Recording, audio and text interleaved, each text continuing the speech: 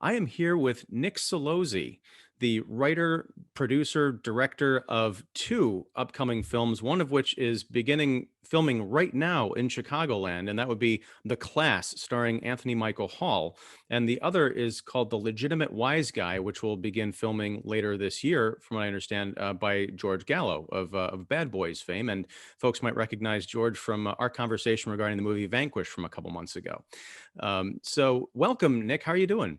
Pretty good. How you doing? Yeah, you actually, George, he also wrote Midnight Run, which was a big one.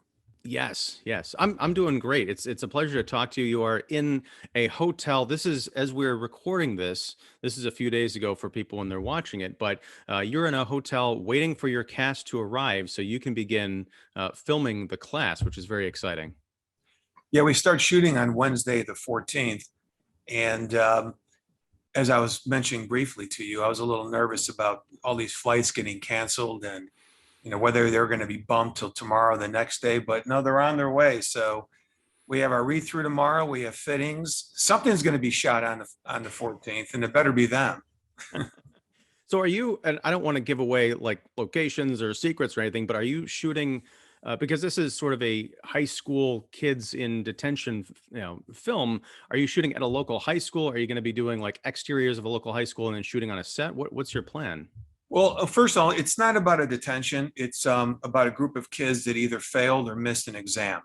And they Oh, have to okay. show up and actually they have to take this exam or they're going to summer school and not graduate.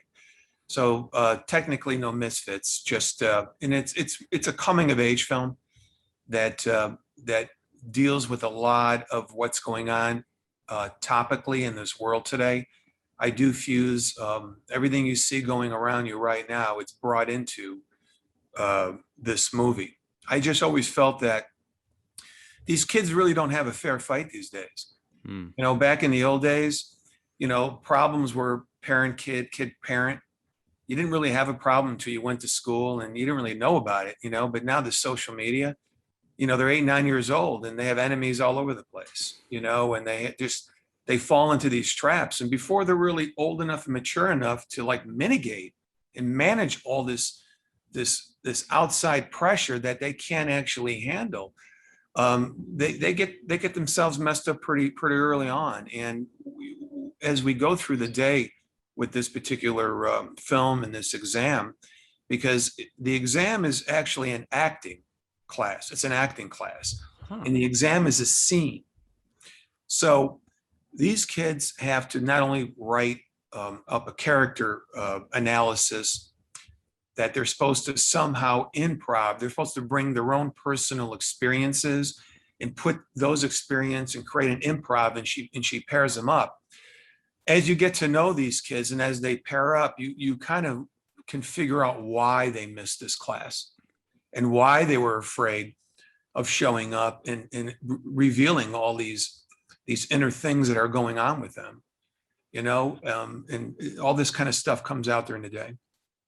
I was talking to another filmmaker recently about a documentary called The Boys in Red Hats, which was about the Covington Catholic kids and that whole thing that blew up a couple of years ago in Washington. Right. And one of the things that came out about that conversation was a discussion of social media and bubbles and also, youth and all the problems that they're facing today. It sounds like what you're putting together is something that we're kind of desperately needing in the culture and in entertainment, which is people from different backgrounds actually getting a room and talking to each other, right, instead of just curating their own media and bouncing around in their own bubbles. So let me ask you, how did you come to write a film about high school students? How did you come up with an authentic voice, and how did you test yourself to say, okay, I wrote this script. Does it sound, real? Does it sound, did you get the lingo right?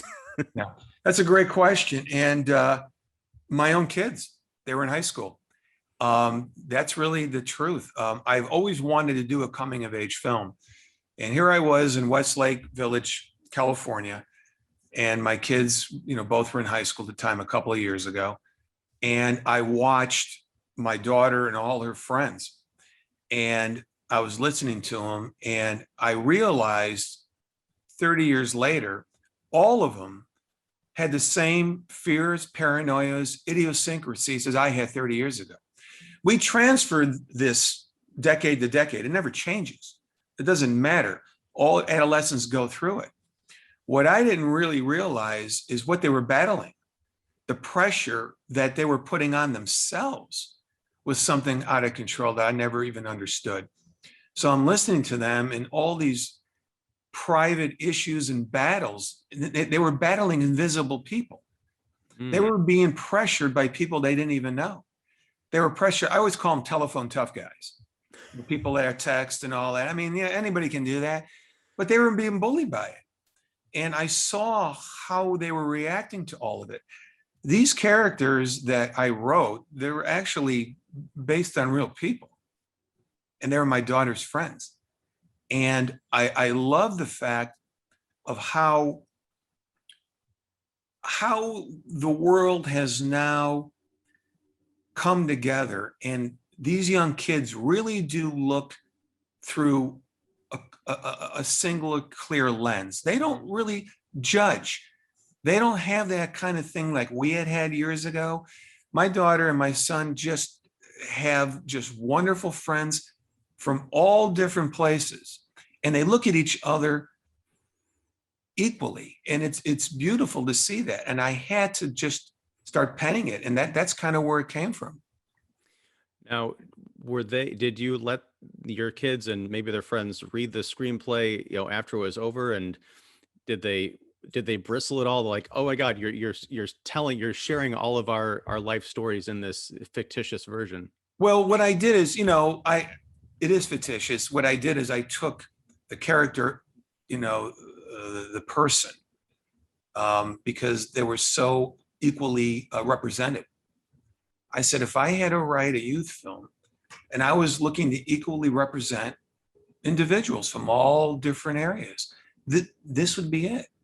So I represented them in that particular tone, and I took some things here and there, and then I sprinkled my own fiction, throughout. So they identified some stuff. Like one of my daughter's friends looked at it and goes, that sounds kind of familiar, but early on. And then of course I created my own conflict and arcs and things of that nature, of course. But I took it based on, looking at my daughter's friends. So what was the one thing, or maybe there are a few things, but something that surprised you about, that you really, the generational gap stuck out more so than the social media and stuff, when you're looking at your daughter or your son and their friends, something that said, when I was a kid, we never had to deal with this. I've got to find a way to understand this so that I can dramatize it. Well, years ago, I don't think our parents had patience or tolerance for anything other but, I wouldn't say but my way or the highway. There was no sensitivity training back then. I'm not a fan of it either. I think it's important for kids to become independent. And the only way you can become independent is by going out there and taking a few hits once in a while.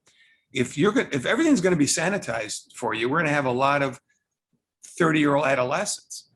And I battled that with my kids a little bit because I kind of fell into the opinion teaching a little bit. And I'm not a big fan of opinion teaching. I'm just a fan of just teaching and let everybody kind of make up their own decisions. That really was the biggest gap where my kids kind of fell into that, where they just didn't really want to know anything other than what was going on in their own world or what the internet was teaching them. It's like if you would tell them that 2 + 2 is 4, they would disagree with you because you were an adult and they didn't hear it on the internet. They'd have to go and validate it. And that's the kind of gap I think we were going in, that they're learning not necessarily from individuals that I would consider or want them or trust, and they're getting information wherever they think they can get it. I've always said, if you're looking for trouble, it'll find you. It'll find you on the internet if you're looking for it, And that's interesting because you've got one of the actors in your film is Anthony Michael Hall, who was Right. famously in The Breakfast Club, and I know you're there was some publicity when he signed on that this is, you know, you mentioned earlier, he's going back to high school, and it's kind of a different thing, especially the way that you're describing it. There are some kind of broad similarities, but it sounds like you're making your own thing with him playing a character who was in The Breakfast Club, one of the iconic teen movies that Right. captured the voice of that generation. Did you talk to him or collaborate? Did you have any conversations about, you know, this generation gap in preparation for the film? You know, good question. And yeah, I did. You know, early on, when it was being read and I had tremendous reaction from it, wasn't a matter of if, it was when. I could have sold this before, you know, but I wanted to make it and I really wanted to direct it. The comparisons came out. So I said to myself, this was really the truth. If there were one kid on the Breakfast Club that grew up to become a teacher or an assistant principal, who would that been? And in my opinion, it would have been Anthony Michael Hall. You know, he was the one with, you know, the brain, as it were. So I thought that was kind of cool. I didn't know whether he would go for it or not. So we contacted him and he read it and he just loved it. He says, look, Nicky, he goes, yeah, I get it. It's all in one day. And, you know, this thing goes, but your conflicts are completely different. You know, this isn't a satire.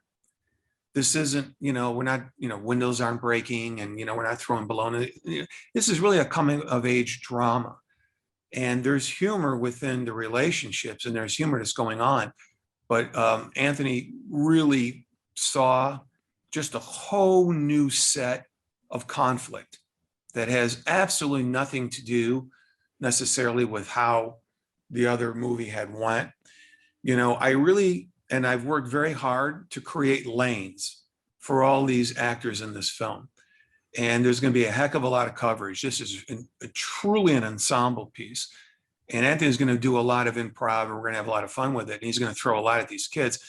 But I'm creating individual lanes.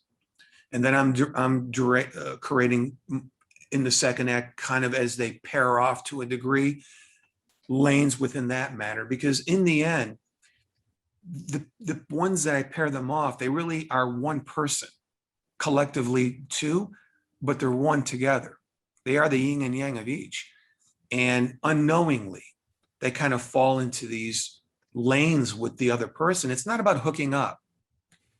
It's about discovering who you are. And there's not necessarily, like I tell you, like one specific happy ending. But I wanted to give these kids in this film a permission to be able to move forward tomorrow, to understand that they have it within themselves and they can move collectively together tomorrow, whether they're friends or whether they're not friends, but they walk out of that room today better understanding each other. Wow.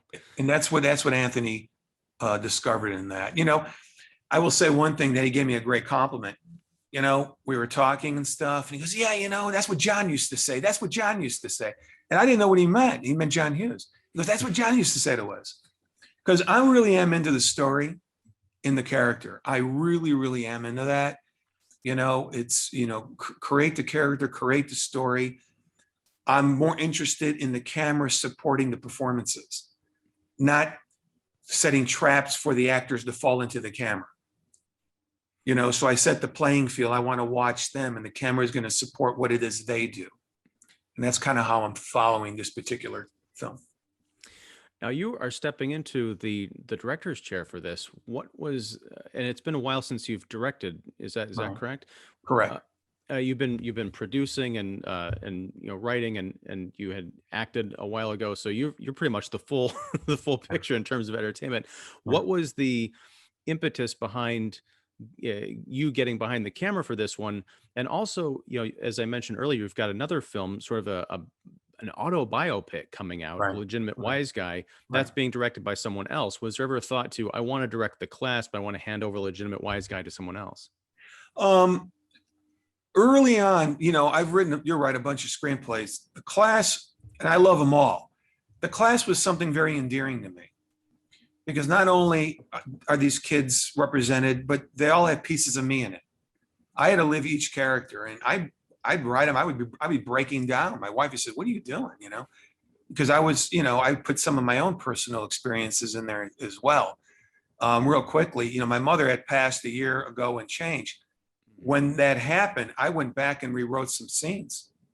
And people claim that some of the best or better things happen after that. And I just put my own personal feelings into this one particular character that was dealing with the same issue in there. What had happened with this is, it's funny you touched on that. George Gallo and I were talking about it. And, he's doing the wise guy thing. And I said to him, maybe you want to do class as well. We'll knock it out before that. And he looked at me and stuff, and we had done a couple of interviews and we talked to a couple actors, and he called me up. He says, buddy, he goes, you got to do it. He goes, I'm not thinking half the things you're thinking of right now. He goes, you are these guys. He said, I'm listening to you too. You're talking for an hour and I'm just listening. He goes, I'm not thinking any of that. He goes, this is you. And I was thinking about that as well, but that kind of was the impetus for it. Now, the Legitimate Wise Guy, that is, as I understand it, an autobiographical story about your relationship coming up. And, correct me if I'm wrong here, but you had a relationship when you were younger, I guess a friendship, a mentorship maybe with Tony Spilotro. And so tell me a bit about that. Is this a mob story? Tell me about what's the deal with the Legitimate Wise Guy? Yes, I was very close to Tony Spilotro when I was young. My dad and Tony and Michael, they were all really good friends. So when I was interested in getting into this whole Hollywood scenario, quite honestly, I mean, the movie tells it. My father asked Tony if he could help me, if he knew people out there in LA and Michael and stuff. And of course, back then they did, because it was the height of all that casino razzmatazz. And, Tony had a lot of clout, as it were. Now, I didn't necessarily know the level of all that. I wasn't naive. I'm not going to lie and say I didn't know. But no, it's not necessarily a mob movie. It's another coming of age film seen through the lenses of this young kid. This is not a story with the point of view of Tony Spilotro. I'm the one that's running in and out of their world. They're not running in and out of mine. So I'm invading their space. And I'm the one running into these particular walls and unfortunately being exposed to things that I just was not prepared to do. In the end, it's kind of like a contemporary Bronx Tale, with this entourage type of pacing, because when I was in LA, I was kind of the prince of the city. I always say I was the most known person in the world there. I was at all the Hollywood parties, all the celebrities, and then me. Everybody's like, who is this kid? All these different parties. And those were all because of my relationship with Tony. But everything comes with a price. Everything does. And as close as we were, and he kind of was a secondary father to me, he was very much ahead. And unfortunately, had other things in mind. And I believe I was put probably in certain positions I shouldn't have been put in, because no matter what I wanted, it was really about what he wanted. I just didn't realize that, so it's quite a relationship. It's quite a coming of age, kind of like a Bronx Tale, but much more dangerous. Well, so when you're putting this together, and you mentioned the Hollywood parties, and you mentioned some of the stuff that Tony was up to, things that you might not have been aware of, or that you were aware of but trying to maybe maintain a distance. How much of that do you put into a screenplay? Is there any concern that you might be spilling things that shouldn't be out there, or do you feel that you're just going to tell your truth, your version of things, and it's just going to stand? That's the way. You're right. If I was going to start editing myself, I just wouldn't write it, because then they're half truths. And if you can't lay it out, don't do it. Just don't do it. You got to put it out there and let people judge it for what it is. And that's exactly, what I did. And, maybe early on, I probably was thinking a little bit about it, but, I did it, and it was very well received. And it's, look, Also, on another side, I humanize somebody that nobody has humanized. Like everybody looks at Casino as the playbook for Tony Spilotro. Well, I can tell you right now, that's not how he was. And when I spoke to another reporter in Vegas, he goes, there's only one other person that told me that, and that was Oscar Goodman, his attorney. Tony Spilotro was not the way Joe Pesci played him. And I said this many times before. It was a fun, interesting characterization, but he was quiet most of the time. He was reserved a lot of times. I always say that, and I've been around it a lot, that people in that business, organized crime, whatever you want to call it, they're crazy for about 30 minutes to an hour a day, and then they're normal for 23 hours. They just don't run around all day like maniacs. They just don't do that. Tony, for instance, when he would open the doors for women, he would pull the chair out. Michael was the same way. Very polite, very clean, very dapper, didn't like swearing in front of women much. They just didn't behave that way. And think about this for a second. Tony Spilotro technically was the enforcer of Vegas, and he was put out there, sent out there by Tony Accardo, which was the biggest thing that ever was, to oversee to make sure things were going on right. Do you think Accardo would send someone like that out to Vegas to behave that way, to ruin everything right away? Tony became Caligula at the very end, but people don't realize he was out there for 14, 15 years. Casino makes it sound like 1 year. Yeah. They smash cut everything, like everything's happening right away. He went out there 72, 73. The whole Casino debacle had it probably in 1980. And I always say the burning of Rome, when things were going bad, probably started in 82 and went all the way up to his death in 86. They just didn't time it out right. They just gave the wrong portrayal of him. He had a lot of, was he a sociopath? Yeah, I guess. But he was a nice guy too sometimes. And he could sit there and just all day long hang out with you and you wouldn't know up from Adam. And Michael too. Not to get, I don't want you to give anything away about the screenplay or the upcoming film, but it sounds like there might have been not necessarily disillusionment, but a realization at some point in your life that this guy who's your mentor, your friend, someone who's on a pretty even keel, you later find out that he's got this reputation. You see his death dramatically dramatized in a major Academy Award-winning motion picture. Yeah. What was there a point where you were sort of disillusioned or heartbroken, surprised, and does that come out in the in your narrative, or is 100%. the story that you're telling that kind of separate from that part of it? 100%. That roller coaster ride is represented in the screenplay. We get into it. There's disillusionment, there's danger, there's disputes, there's fear. I'm fearing for my life for all probably the right reasons. I felt I was put in a situation specifically that I should not have been put in. But remember, my relationship with Tony was over years. Again, this isn't months. This is 2, 3, 4 years with regard to, what was going on.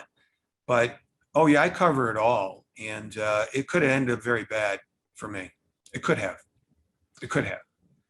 Now, you've cast Emile Hirsch playing you, and then Harvey Keitel playing your father. What was that like, getting those guys to play you and your dad? It's like dream casting. Yeah. Look, I feel very blessed and happy. They just dug the script, with Harvey Keitel. I don't know him. We sent it. And it's just one of those things where the manager, loved it, and we talked about it. He was looking for something, like this, where he had this father-son relationship that had a lot of traffic in it. My relationship, my father during this was very turbulent, which is probably one of the main reasons why I pivoted over to Tony more. You replace one with the other, and that's kind of what happened. And that's told in the screenplay as well. I don't want to spend a lot of time on that, but we had a lot of problems. And that in itself was the incubus to my relationship with Tony becoming stronger, because Tony saw that and fulfilled that need. They read it and it just worked out. I mean, Emile had read it because, oh yeah, Emile was in George Gallo's other movie, The Comeback Trail. And that's the De Niro movie that I think is coming out in a few weeks. Mm-hmm. So George pitched me, what do you think about Emile? And I'm like, well, it's kind of a cool idea. And, you know, he read it and we met. And he showed up and, you know, he kind of, I think, tried to look like me a little bit. You know, he had the hair kind of working a little bit and everything. And I knew. And, you know, he kind of had the little, you know, had a little Chicago bounce, you know. And well, it's true. And, you know, we did a Zoom read through. And I'm like saying that was really cool. And Harvey they read it and just liked it. Now, your dad was half of the Celozzi Edelson duo. You know, when you know, I grew up in Chicago, Illinois boy all my life. So yeah, I remember those commercials. Is there a scene in this movie where Harvey Keitel is going to be recreating the where you always save more money bit? That's funny you mentioned that. My father asked me the same question. And well, there's a scene where there's a scene where that could somehow be laid in. So my father's trying to convince me to throw that little nugget in. So I haven't done it yet, but I may. Well, I'll side with your dad on this one too, because that would be amazing to see that. All right. Well, you know, we're gonna kind of wrap up here, and I hope that, you know, when the class and Legitimate Wise Guy are actually, you know, done and out there in the world, that maybe we can talk again about the finished films. Sure. And I just want to mention that on the 26th of this month of July 2021, at the Tivoli Theater in Downers Grove, the historic Tivoli, which I grew up.